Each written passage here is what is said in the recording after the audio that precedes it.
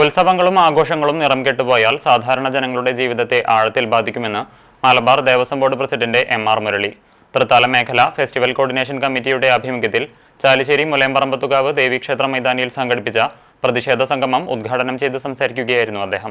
ഉത്സവങ്ങളും ആഘോഷങ്ങളും നാടിന്റെ ആചാരാനുഷ്ഠാനങ്ങളുടെയും വിശ്വാസത്തിന്റെയും ഭാഗം കൂടിയാണെന്നും അദ്ദേഹം പറഞ്ഞു.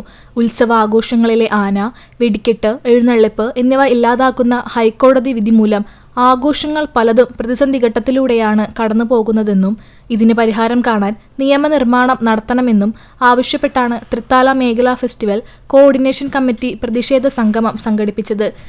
നമ്മുടെ നാട്ടിൽ ആചാരങ്ങളുടെ ഭാഗമാണ്, അനുഷ്ഠാനങ്ങളുടെ ഭാഗമാണ്, വിശ്വാസത്തിന്റെ ഭാഗമാണ്.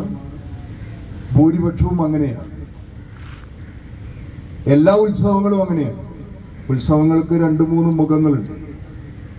ഒന്ന് ആചാരപരമാണ്, മറ്റൊന്ന് ബഹുജനങ്ങളെ ആകർഷിക്കുന്നതിന് വേണ്ടിയുള്ള, ബഹുജനങ്ങളുടെ ശ്രദ്ധ ആകർഷിക്കുന്നതിന് വേണ്ടിയുള്ളതാണ്. ഇതെല്ലാം ഉൾക്കൊള്ളുന്ന ആഘോഷങ്ങൾ നമ്മുടെ നാട്ടിലെ കുറേ ആളുകളുടെ ജീവിതം കൂടിയാണ് എന്ന കാര്യം ഇവിടെ ആരും ചർച്ച ചെയ്യുന്നില്ല. ഒരു കോടതിയിലും അത് വരുന്നില്ല.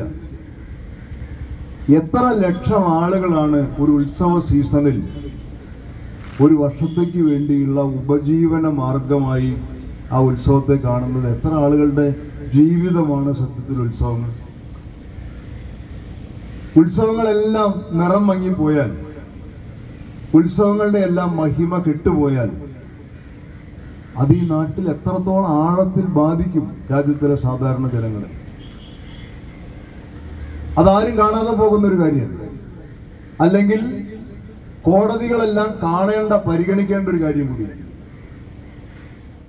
CK സുഷി അധ്യക്ഷനായി. വത്സൻ ചമ്പക്കര മുഖ്യപ്രഭാഷണം നടത്തി.